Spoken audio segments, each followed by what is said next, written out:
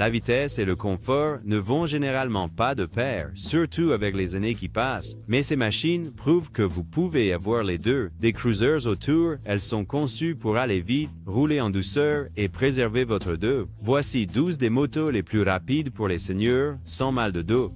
En commençant par la Honda Rebel 1100. La Rebel 1100 est le cruiser que vous choisissez quand vous voulez garder votre dos heureux, mais toujours vous amuser avec l'accélérateur. Elle est équipée du bicylindre parallèle, refroidi par liquide de 1083 cm3 de Honda, réglé pour un couple facile et une traction douce au lieu d'un drame de haut régime. Honda ne publie pas la puissance, mais des tests indépendants l'estiment à environ 78 à 79 chevaux à la roue, ce qui correspond à la valeur habituelle d'environ milieu des années 80 au vilebrequin dont parlent les motards. En conduite réelle, cela signifie simplement que vous l'accélérez en 3e ou 4e et il monte en régime proprement sans avoir besoin de pousser jusqu'à la ligne rouge. Le confort est l'atout ici. La selle est à 27,5 pouces, donc au feu, vous êtes à plat et détendu au lieu de vous étirer vers l'asphalte. Le châssis maintient le poids bas et la masse à vide raisonnable, donc les demi-tours et les manœuvres dans le parking ne ressemblent pas à une séance de gym. Le triangle du pilote est neutre. Guidon à portée de main, repose-pied pas trop en avant et une selle qui ne vous punit pas après 1 heure. Ajoutez le régulateur de vitesse pour les trajets ennuyeux, le contrôle de traction pour les surfaces glissantes et si vous voulez éviter le travail d'embrayage, la boîte automatique DCT qui vous permet simplement de tourner et partir. C'est tout à fait Honda, propre, utilisable et inspirant confiance. En termes de vitesse, c'est honnête plutôt que sauvage. Dans sa forme d'origine, la Rebel 1100 atteint une limite électronique à environ 100 miles par heure ou environ 161 km par heure. Vous pouvez rouler à la vitesse de l'autoroute toute la journée avec suffisamment de réserve pour doubler, mais vous n'achetez pas cela pour poursuivre des super sports en ligne droite. En fin de compte, si vous voulez un cruiser assez rapide qui est facile pour le corps et sans drame au quotidien, le Rebel 1100 remplit parfaitement le cahier des charges. Passons au Can-Am Ryker. Le Can-Am Ryker est le genre de véhicule qui vous surprend agréablement. Ce n'est pas juste un 3 roues pour des balades amusantes. C'est amusant, confortable et secrètement rapide.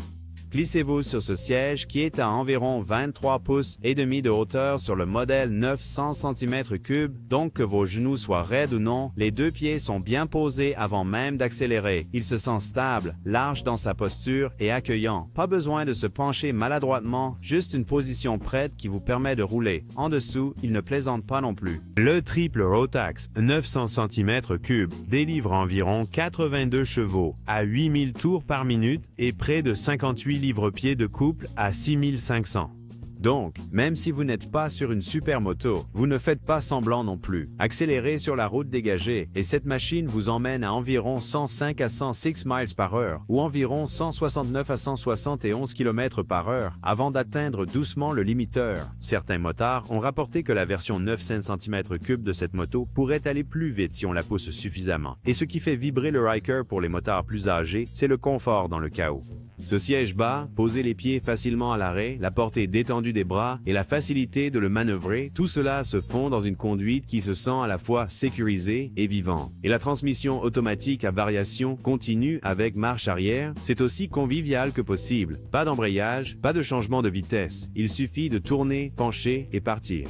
Si vous êtes d'humeur pour quelque chose de surprenant, assez rapide pour faire lever les sourcils, stable sur 3 roues et doux pour votre dos, le Ryker répond absolument à vos attentes. Numéro 10, Suzuki Bergman 650. Vous savez quand vous roulez confortablement et que le monde semble défiler? C'est le Suzuki Bergman 650. Ce n'est pas une moto de sport tape à l'œil. C'est un maxi-scooter conçu pour parcourir des kilomètres en douceur, en gardant les deux pieds fermement au sol, tout en atteignant une vitesse décente. Sous son carénage généreux se trouve un bicylindre parallèle de 638 cm3 refroidi par liquide, développant environ 54 chevaux à environ 7000 tours par minute, avec un couple avoisinant 62 Nm ou environ 46 livres-pieds à 5000 tours par minute. Des chiffres agréablement modestes mais parfaitement ajustés pour une accélération détendue mais assurée.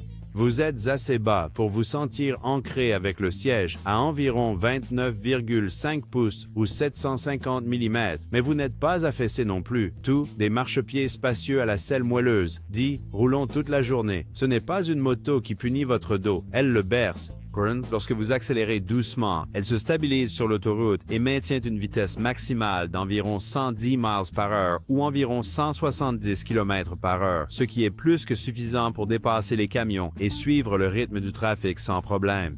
Bien sûr, il pèse près de 525 livres à sec ou 238 kg. Et dans les versions exécutives plus récentes, le poids à vide se rapproche de 270 kg. Mais cette masse est un effort. C'est plus de stabilité. Quand vous penchez dans les virages ou vous installez sur l'autoroute, il se sent stable, confiant. Et oui, la boîte de vitesse automatique CVT murmure à travers les modes de puissance normale ou manuelle si vous voulez vous sentir un peu plus impliqué, mais elle n'interrompt jamais la conduite. Le Burgman n'éblouit pas, mais il ne fatigue pas vos articulations. C'est le genre de scooter qui dit « continuons simplement ». Cet équilibre entre confort facile et vitesse fiable en fait une perle rare pour les motards qui veulent garder le corps en parfait état tout en se sentant vivant sur la route.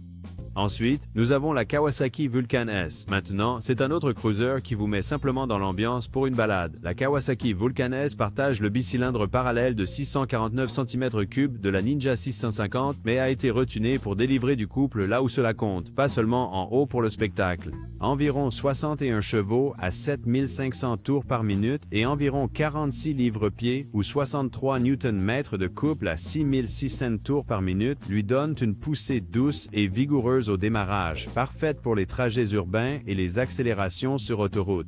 Vous remarquerez que la hauteur de la selle est modeste, environ 27,8 pouces ou 706 mm, ce qui vous permet de toucher le sol en toute confiance lors des arrêts. Pas besoin de faire l'équilibriste sur la pointe des pieds. Le poids à vide de la moto est d'environ 498 livres ou 226 kg, ce qui vous donne une stabilité dans les virages sans avoir l'impression de lutter contre un canapé. Le système ErgoFit de Kawasaki vous permet même d'ajuster le guidon, la selle et les repose-pieds pour s'adapter à votre corps. Que vous soyez petit comme un nain ou grand comme une tour, vous trouvez votre rythme. Maintenant, ne vous laissez pas tromper par la forme du cruiser. Cette moto peut bouger. La plupart des tests l'évaluent à environ 116 à 117 miles par heure, soit environ 187 à 188 km par heure. Ce que vous obtenez, c'est un cruiser convivial qui ne reste pas dans la voie lente. Au lieu de cela, il épouse votre posture, laisse vos pieds se poser naturellement et vous donne une poussée de confiance à la demande. C'est cet équilibre, une ergonomie détendue avec une véritable vitesse qui le rend remarquable pour quiconque veut rester amusant, droit et sans douleur sur la route. Ensuite, nous avons la Honda NC 750X. Combiner confort et intelligence est ce que vous voulez dans vos années de senior. Et la Honda NC 750X fait exactement cela. Ce n'est pas une question de puissance brute cependant, c'est plutôt comme vous donner exactement ce dont vous avez besoin efficacement. Niché à l'intérieur de son châssis se trouve un bicylindre parallèle de 745 cm3, refroidi par liquide, intelligemment réglé pour produire environ 58 chevaux et environ 51 livres-pieds de couple. Vous êtes assis à environ 31 pouces et demi ou 800 mm du sol, ce qui vous donne cette confiance de poser les pieds à plat tout en gardant une posture droite et détendue même après un long trajet sur l'autoroute. La moto pèse environ 493 livres ou 224 kg avec la DCT, ce qui lui donne une sensation de stabilité parfaite pour des changements de voie fluides et une conduite stable. Parlons de la vitesse. Même si c'est une machine à puissance modeste, la NC 750X se défend bien sur les routes ouvertes. La vitesse maximale est de 120 miles par heure ou 193 km par heure, mais les motards rapportent qu'ils roulent confortablement à 100 miles par heure ou 160 km par heure et trouvent de la stabilité jusqu'à ce point. Certaines notes suggèrent même qu'il peut frôler les 110 miles par heure ou 177 km par heure. Ce qui le distingue vraiment, c'est sa façon de combiner confort et praticité. Le DCT fluide comme du liquide signifie pas d'embrayage, juste une accélération instantanée, ce qui équivaut à moins de tension sur votre poignet gauche. Et un agencement astucieux vous offre un compartiment de rangement de 23 litres à l'emplacement du réservoir, assez grand pour votre casque ou les courses d'une journée. Alors voici la sensation, vous êtes assis détendu, les pieds à plat, avec une puissance instantanée, un passage de vitesse automatique fluide et suffisamment de rythme pour rester dans le flux sans jamais sentir que vous dépassez vos limites. La NC 750X ne vous oblige pas à choisir entre confort et capacité. Il vous offre simplement les deux. Numéro 7, Suzuki JS 500F. Maintenant, c'est le genre de moto qui ne prétend pas être une fusée, mais qui vous surprend quand vous tournez la poignée des gaz. Sous son carénage lisse se cache un simple et honnête bicylindre parallèle de 427 cm3 refroidi par air. Rien de tape à l'œil, juste fiable. Suzuki annonce environ 52 chevaux à 9500 tours par minute, bien que des chiffres plus réalistes se rapprochent de 47 chevaux, et le couple se situe autour de 30 livres-pieds ou 41 Nm à environ 7500 tours par minute. Au lieu de courir après la guerre des chevaux, les motards obtiennent une traction linéaire et indulgente, parfaite pour s'insérer dans la circulation ou traverser les lumières de la ville en toute confiance. Lorsque vous enjambez la moto, vous êtes assis à environ 31 pouces ou 790 mm, ce qui est suffisant pour poser les pieds à plat facilement sans être si bas que vous vous sentez à l'étroit. En ce qui concerne la vitesse, ce n'est pas un bolide sauvage, mais ce n'est pas non plus une tortue. Les chiffres officiels situent la vitesse maximale dans la plage de 105 à 110 miles par heure, soit environ 169 à 177 km par heure, ce qui correspond aux expériences réelles des propriétaires disant que la visibilité atteint un maximum près de 170 km par heure ou environ 105 miles par heure en configuration d'origine. Même face au vent de face ou avec un passager, vous roulez toujours à une vitesse respectable, tandis que la moto reste émotionnellement calme. Ce qui frappe, c'est à quel point elle semble discrète. Vous êtes assis dans une position de conduite confortable et droite, traversez les intersections avec une inclinaison régulière et douce du poignet et réalisez que vous venez d'atteindre 100 km par heure sans même vous en rendre compte. Ensuite, voici l'Aprilia Mana 850 GT. L'Aprilia Mana 850 GT ressemble à une moto de sport, mais se conduit comme un scooter intelligent qui s'étire parfois les jambes. Au cœur de la machine se trouve un moteur V-Twin à 90 degrés de 839 cm3, délivrant environ 76 chevaux à 8000 tours par minute et environ 73 Nm ou 54 livres-pieds de couple à 5000 tours par minute, ce qui est suffisant pour tirer avec assurance dans les virages sans vous sentir collé au réservoir. La selle se situe à environ 31 pouces et demi ou 800 mm, ce qui vous permet de poser les pieds à plat au feu sans vous sentir perché. Elle est un peu plus lourde qu'une moto typique en raison de l'équipement de tourisme, mais elle reste équilibrée et fluide grâce au cadre treillis et à la suspension bien réglée. Glissée dans la route du tunnel et la Mana montre une tendance surprenante. Les moteurs qui l'ont parcouru racontent d'avoir atteint 118 miles par heure ou 190 km par heure avant qu'elle ne commence à s'aplatir et certaines sources laissent même entendre un arrondi à 120 miles par heure ou 193 km par heure. Mais une chose agréable à propos de la Mana GT est sa transmission. Il alterne entre les modes auto-touring, sport et pluie comme des masques de conduite instinctifs et vous permet même de passer en mode manuel à 7 vitesses avec des palettes ou un levier au pied, le tout sans embrayage. C'est parfait quand vos articulations ne veulent pas lutter contre les leviers, mais que votre âme désire toujours le contrôle. Quand vous l'accélérez, la réponse de puissance est douce et assurée sans exiger que votre corps soit au garde à vous. C'est pourquoi la Mana 850 GT semble suffisamment moderne pour rester amusante et suffisamment confortable pour être agréable pour votre dos, votre esprit et votre rythme. Ensuite, sur la liste, la Kawasaki Versys 650. Si vous voulez une moto qui se sent comme votre compagnon quotidien, mais qui est toujours confiante sur l'autoroute et avide de virages, vous pourriez envisager la Kawasaki Versys 650, une machine qui a ce charme discret intégré. Elle est propulsée par le fiable bicylindre parallèle de 649 cm3 refroidi par liquide de Kawasaki, mais réglé pour tirer plus du milieu de gamme que de chasser les lignes rouges. Bien que Kawasaki annonce environ 68 chevaux à 8500 tours par minute et 47 livres-pieds ou environ 64 Nm de couple, les tests sur bande d'essai montrent des chiffres à la roue arrière autour de 59 à 60 chevaux avec un couple culminant dans la plage de 42 livres-pieds. Glissez-vous sur ce siège et vous remarquerez que vous êtes assis à environ 33 pouces ou 845 mm du sol. Peut-être un peu haut, mais la large selle et la section médiane étroite vous aident à vous sentir suffisamment ancré lorsque vous vous arrêtez. À environ 482 à 483 livres ou 219 kg prêt à rouler, il est stable et rassurant. Pas difficile à manier, mais pas non plus flottant. Maintenant, ne vous laissez pas tromper par la forme confortable et droite, car le Versys peut filer. Les propriétaires et les critiques rapportent qu'il atteint 130 miles par heure, soit 209 km par heure à fond avant que le vent et le rapport de transmission ne commencent à le freiner. Ce n'est pas une vitesse fulgurante, mais c'est suffisant pour voyager en toute confiance sur l'autoroute. Et cela signifie que lorsque vous vous appuyez dessus, la moto garde son calme. Et d'une manière ou d'une autre, la Versys parvient à tout équilibrer. Votre posture reste droite. Votre dos ne supplie pas pour la miséricorde. et lorsque vous accélérez, le moteur répond comme s'il attendait votre signal. Honda Africa Twin. Parlons de la Honda Africa Twin. C'est une moto qui est la réponse des adultes au tourisme d'aventure. Elle est assez rapide pour suivre les autoroutes, assez douce pour un corps qui apprécie le confort. Au cœur de la machine se trouve un bicylindre parallèle de 1083 cm3 refroidi par liquide qui trouve un bon équilibre entre puissance réelle et douceur. Les spécifications officielles de Honda indiquent une hauteur de selle standard d'environ 34 pouces avec une option basse à 33 pouces et demi, ce qui est certainement plus élevé qu'un cruiser, mais le réservoir étroit le rend plus accessible que prévu sur la pointe des pieds d'au feu. En termes de masse, ce n'est pas un poids plume, avec environ 510 livres à vide pour le modèle standard. Mais là où ce poids compte, c'est pour le confort, pas pour l'intimidation.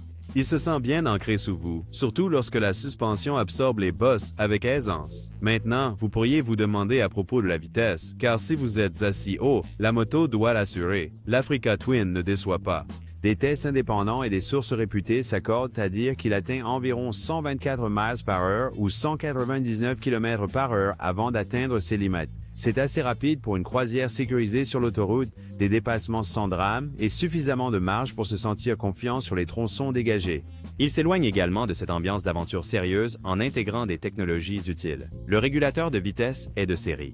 Sur cette moto, vous ne luttez pas contre votre corps ou la moto. Au lieu de cela, vous êtes auréolé par la puissance du moteur quand vous en avez besoin, bien installé dans votre posture et vous roulez avec intention. C'est exactement pourquoi cette moto mérite d'être sur une liste pour les seniors qui veulent de la vitesse, du confort et de la confiance sans payer pour le théâtre d'aventure. Numéro 3. Kawasaki ZRX 1200. Pensez à la Kawasaki ZRX 1200 comme à une moto qui évoque la nostalgie sans sacrifier la performance. Elle abrite un moteur 4 cylindres en ligne de 1164 cm3, carburé et réglé pour le couple, pas seulement pour le drame des révolutions par minute maximale. Kawasaki annonce environ 122 chevaux à la manivelle avec des tests dyno confirmant environ 112 chevaux à la roue arrière et un couple vigoureux de 80 livres-pieds disponible à bas régime. Donc, tournez et vous êtes récompensé, pas secoué. Vous trouverez la selle à environ 31 pouces ou 790 mm, ce qui équilibre la stabilité et la facilité de conduite pour que vous ne luttiez pas contre la gravité lorsque vous vous arrêtez au feu.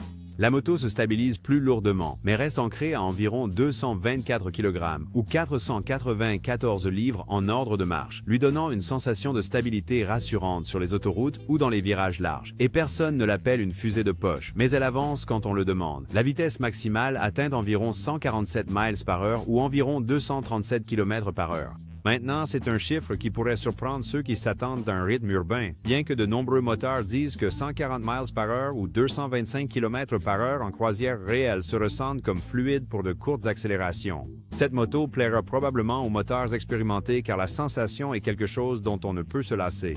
Depuis l'arrêt, il tire fort, silencieux, puissant, mais jamais surprenant, vous permettant de rouler avec intention, sans tension. Le style est rétro-cool, sans artifice. La posture est droite et honnête. Les motards adorent la façon dont ils portent le poids. Ils n'exigent pas une forme parfaite, mais récompensent les mouvements fluides avec un couple constant et une conduite posée. La ZRX 1200 est absolument parfaite quand vous recherchez du caractère, de la confiance et assez de vitesse pour rester en tête sans avoir l'impression de lutter avec une machine de course. Elle est classique, fiable et ne montre jamais de signes de défaillance. Ensuite, il y a la Kawasaki Versys 1000.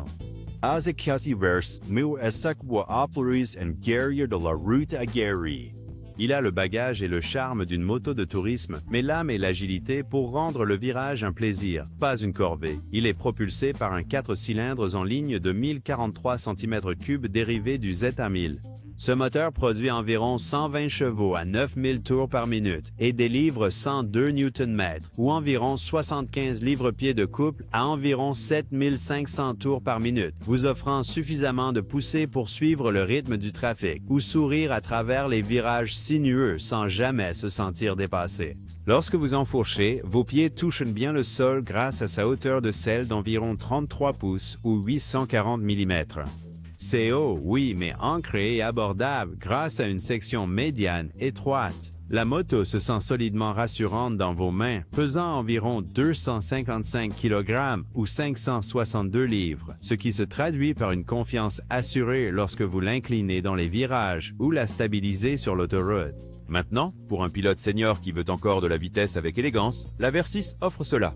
Les tests et avis en conditions réelles montrent constamment des vitesses maximales atteignant environ 149 miles par heure ou 240 km par heure. Ce qui ressort vraiment dans la conduite quotidienne, c'est comment la Versys embrasse l'aventure douce sans les aspérités. Vous êtes droit, les deux pieds bien posés, et lorsque la route s'étend devant vous, vous pouvez avancer avec une confiance sereine. Le carénage aérodynamique et l'ergonomie raffinée vous portent plus loin sans douleurs articulaires, et la large plage du régime du moteur vous offre de l'accélération quand vous le sollicitez. C'est le genre de moto qui associe votre confort à la performance, une conduite qui comprend l'âge, mais refuse de laisser cela ternir le frisson. Enfin, la Honda VFR Wetson.